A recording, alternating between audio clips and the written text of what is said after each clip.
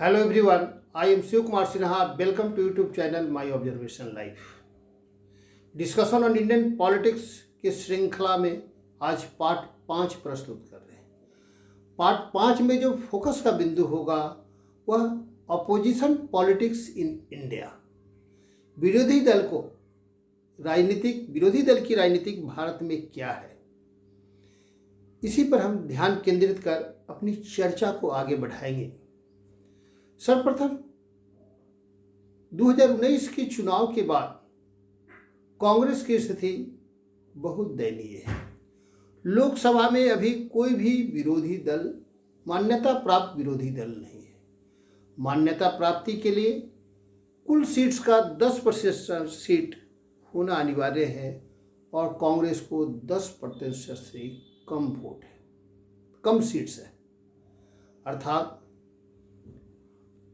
विरोधी दल की मान्यता के लिए 55 सीट की आवश्यकता है, लेकिन 2019 के चुनाव में कांग्रेस मात्र 52 सीट्स पर ही विजय प्राप्त कर सकी और उसको मात्र 9.51% वोट मिला। यह 9.51% वोट मिलना और 51-52 सीट पर कांग्रेस को सिमट जाना उसकी दयनीय स्थिति का सूचक है। ऐसी स्वस्थ परंपरा है प्रजातंत्र के लिए कि सत्तारूढ़ दल को सशक्त होना चाहिए, साथ ही विरोधी दल को भी सशक्त होनी चाहिए। मेरा भी सोचना है कि सत्तारूढ़ दल के साथ साथ विरोधी दल को भी सशक्त होना चाहिए। दुर्भाग्य से भारत में वर्तमान समय में विरोधी दल बहुत कमजोर है।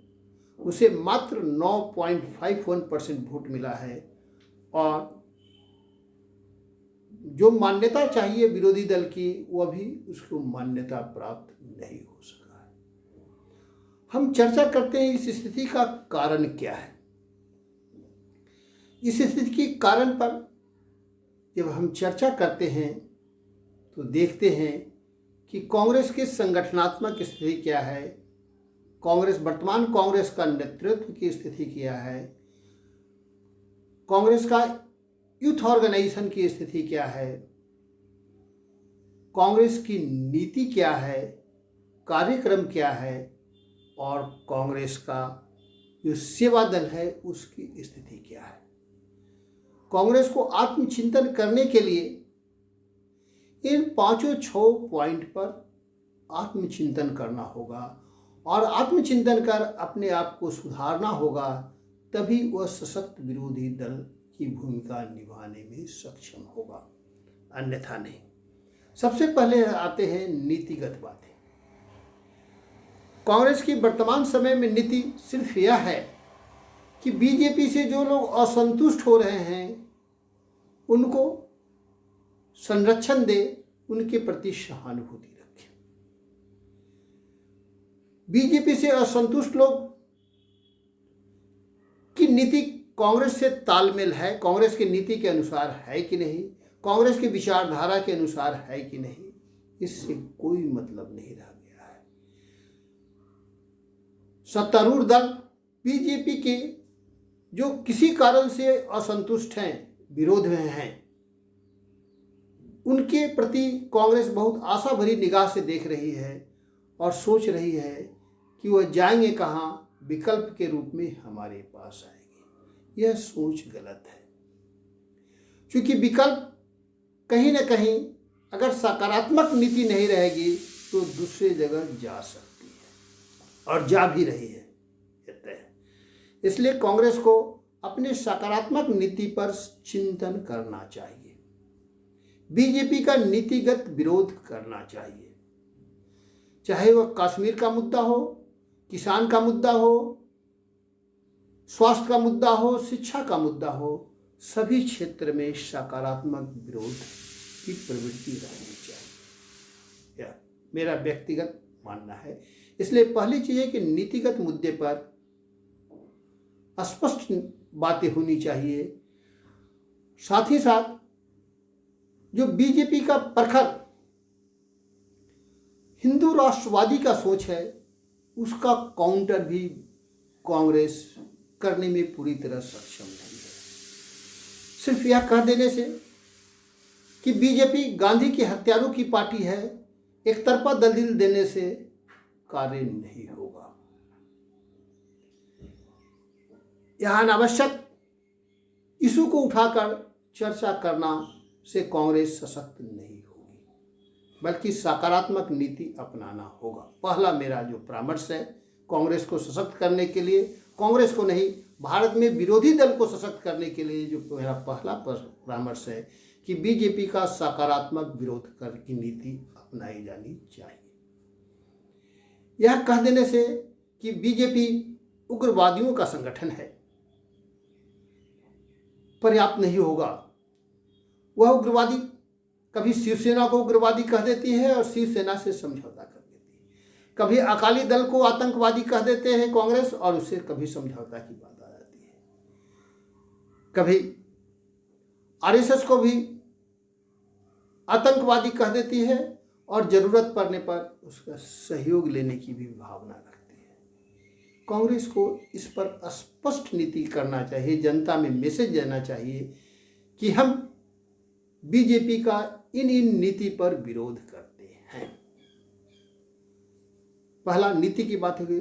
दूसरा जो है संगठन के मुद्दे पर भी कांग्रेस जो है वर्तमान संगठन बीजेपी को मुकाबला करने में सक्षम प्रतीत नहीं होती, इसलिए उसे कांग्रेस को अपने संगठन को सुधारना चाहिए और कांग्रेस के जो ट्रेडिशनल वोट का जो फ्लो है उनको पहचान कर कांग्रेस में उसको सम्मान देने की आवश्यकता है। संगठन के मुद्दे पर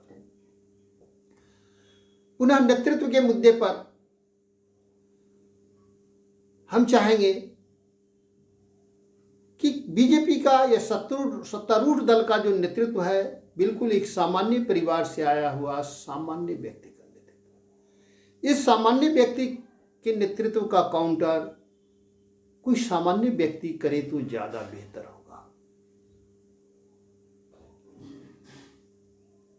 यह जो है और व्यक्तिगत मेरा परामर्श है कि बीजेपी के इस सामान्य वर्ग के नेतृत्व का काउंटर के रूप में कांग्रेस भी अपना नेतृत्व परिवर्तन करे और सीताराम केसरी जैसे किसी सामान्य व्यक्ति को कांग्रेस का नेतृत्व सौंपे, जो कांग्रेस के बहुत बुरे दिनों में बचा कर रखा और कांग्रेस बाद में सत्ता में आई। अभी कांग्रेस को आवश्यकता इस बात की है कि सीताराम केसरी को याद करें, सीताराम केसरी की तरह एक सामान्य कार्यकर्ता को नेतृत्व सौंपे। दूसरी चीज कुछ दिनों के लिए नेतृत्व सौंपे। यह नेतृत्व के मुद्दे पर हो गया। संगठन के यूथ, कांग्रेस का जो यूथ विंग है वह काफ़ी कमज़ोर है। वह सभी यूनिवर्सिटी में अपना पहचान खो चुका है, सभी क्षेत्रों में पहचान हो चुका है। उसे अपना यूथ विंग को सशक्त करना चाहिए और नए लोगों के कांग्रेस के एंट्री में एक प्राथमिकता देनी चाहिए, एक आकर्षण पैदा करना चाहिए कि नए युवा भी कांग्रेस में है। अगला जो है कांग्रेस सेवा दल आज मृत प्राय हो गया है, उसे जागृत करने की जरूरत है और कांग्रेस सेवा दल का संगठन पंचायत से लेकर के स्कूल स्तर पर, पंचायत स्तर पर, प्रखंड स्तर पर पुनर्गठित करना चाहिए और राहुल गांधी और प्रियंका वाड्रा को कांग्रेस सेवा दल में कुछ दिनों के लिए जाना चाहिए, कांग्रेस सेवा दल का नेतृत्व करना चाहिए, कांग्रेस सेवा दल को पुनर्गठित करना चाहिए। यह मेरा व्यक्तिगत परामर्श है। यह कांग्रेस सेवा दल को सशक्त करने की आवश्यकता है। फिर उसके बाद कहते हैं जो नीतिगत मुद्दे में एक महत्वपूर्ण जो नीतिगत मुद्दे है, जो हिंदू अपीजमेंट बीजेपी कर रही है उसके बदला मुस्लिम अपीजमेंट विकल्प नहीं होगा। हिंदू अपीजमेंट की काट के लिए कांग्रेस को कुछ नीतिगत निर्णय लेना होगा और भारत के अंदर जो स्थिति है सो है नेहरू लियाकत पैक्ट 1950 की जो भावना थी, जो कहा जाए कि माइनॉरिटी के संदर्भ में जो बातें कही गई थी, उस भावना को कांग्रेस को याद करना चाहिए और अपनी नीति में यह घोषित करनी चाहिए कि नेहरू लियाकत पैक्ट 1950 में यह जो बात की गई है कि दोनों राज्य अपने अपने क्षेत्र में माइनॉरिटी का कॉन्फिडेंस बिल्डअप करेंगे। इस दृष्टि से कांग्रेस माइनॉरिटी में कॉन्फिडेंस बिल्डअप करने की नीति पर चलेगी। साथ ही साथ जो पाकिस्तान से बायलैटरल इशू पर उस समय तक बात नहीं किया जाए जब तक पाकिस्तान भी अपने यहाँ माइनॉरिटी का कॉन्फिडेंस बिल्डअप नहीं करती हो, माइनॉरिटी को संरक्षण नहीं देती हो। पाकिस्तान में नॉन मुस्लिम माइनॉरिटीज हिंदू, बौद्ध, सिख और अहमदिया को पाकिस्तान में नॉन मुस्लिम माइनॉरिटीज माना जाता है। यह विचित्रता है।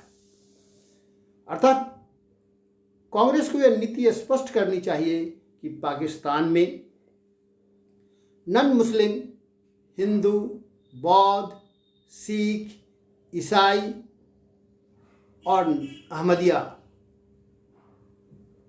की पहचान को मान्यता दे, उसको संरक्षण दे। और 1947 में जितने हिंदू, बौद्ध, सिख का मंदिर, मस्जिद और गुरुद्वारा था, उसको संरक्षण करें। अगर पाकिस्तान के अहमदिया को मुस्लिम नॉन मुस्लिम मानती है तो वह जिस धर्म में रहना चाहे उसकी पूरी आज़ादी हो। इस बात की कांग्रेस स्पष्ट नीति घोषित करे पाकिस्तान के संदर्भ में, ताकि भारत में जो बीजेपी का हिंदू राष्ट्रवाद की नीति है उसका काउंटर चेक वह प्रस्तुत कर सके। पाकिस्तान पर हिंदुत्व के संरक्षण को लेकर, बौद्ध का संरक्षण के लेकर, सिख का संरक्षण के लेकर वह प्रश्न रेज करना चाहिए, ताकि जो है इसका प्रभाव भारत की राजनीति में भी कांग्रेस अपनी स्थिति सुधार सके और बीजेपी के कट्टर राष्ट्रवाद का प्रतिकार कर सके कि हम भी हिंदुत्व के बारे में सोचते हैं। जहां पाकिस्तान में अन्याय हो रहा है, हम भी पाकिस्तान के बौद्ध के बारे में सोचते हैं, सिख के बारे में सोचते हैं, उनके धार्मिक स्थल, मठ, मंदिर, मस्जिद, मठ, मंदिर, गुरुद्वारा के बारे में सोचते हैं, उनको संरक्षण देंगे। फिर पाकिस्तान को जो आतंकवादी घुसपैठी और मुस्लिम घुसपैठी पर भी स्पष्ट नीति करना चाहिए। आतंकवादी घुसपैठी का हर स्तर पर विरोध करना चाहिए और स्पष्ट नीति करनी चाहिए कि अगर आतंकवादी घुसपैठी की स्थिति जारी रहेगी तो भारत सर्जिकल स्ट्राइक करने में पीछे कभी नहीं हटेगा।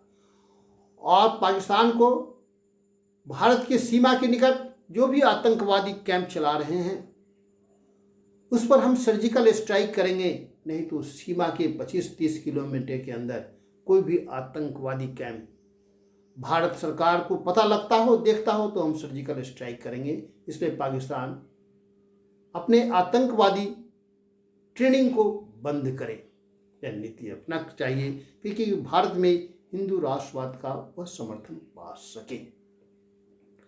इतना ही नहीं, भारत में हिंदू राष्ट्रवाद का जो बढ़ावा मिल रहा है उसका काउंटर मात्र जनेऊ पहन लेने से नहीं होगा, कैलाश मानसरोवर की यात्रा कर लेने से नहीं होगा, मंदिर में जाके पूजा आराधना करने से नहीं होगा, बल्कि उसकी काउंटर के रूप में अगर कांग्रेस चाहती है कि राहुल गांधी, प्रियंका गांधी केंद्रीय नेतृत्व के निकट पहुंचे तो इस पर स्पष्ट नीति घोषित करनी चाहिए। और मेरे समझ से राहुल गांधी और प्रियंका गांधी के समक्ष 3 विकल्प है। वो अपने आप को, जैसे हिंदू धर्म तो एक तरह का फेडरेशन है जिसमें बहुत सारे धर्म हैं, बहुत सारी जातियां हैं। जैन भी हिंदू मानता है, बौद्ध भी हिंदू मानता है, राजपूत भी हिंदू है, ब्राह्मण भी हिंदू है, शेड्यूल कास्ट भी हिंदू है, पिछड़े वर्ग भी हिंदू है। एक फेडरेशन है। इस परिस्थिति में क्रिश्चियंस को हिंदू से बहुत दूर नहीं माना जा सकता है। और राहुल गांधी को चाहिए कि वो अपने आप को क्रिश्चियन हिंदू के रूप में प्रतिस्थापित करे,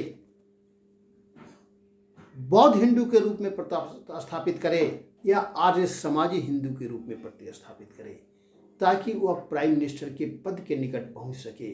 अन्यथा वहां जाते जाते कांग्रेस की स्थिति भी समाप्त हो जाएगी और वह फिसलने की संभावना नहीं रहेगी। और हिंदुओं का अपीजमेंट के नाम पर कहा जाए, हिंदुओं में अपनी छवि को बिल्डअप करने के लिए उनके सामने जो विकल्प है, आर्य समाजी हिंदू, बौद्ध हिंदू, जैन हिंदू या क्रिश्चियन हिंदू कहलाने का, या अहमदिया हिंदू कहलाने का, इस पर अपनी नीति स्पष्ट करते हुए अपने आप को प्रतिस्थापित करे, ताकि भारत की राजनीतिक में वह एक सशक्त विरोधी दल की भूमिका निभाने में सक्षम हो।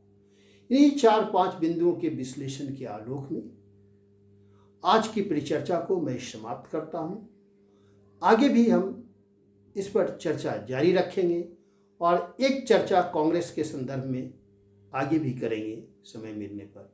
अगर यह मेरा विश्लेषण अच्छा लगता हो तो इसे लाइक करें, शेयर करें, सब्सक्राइब करें। धन्यवाद।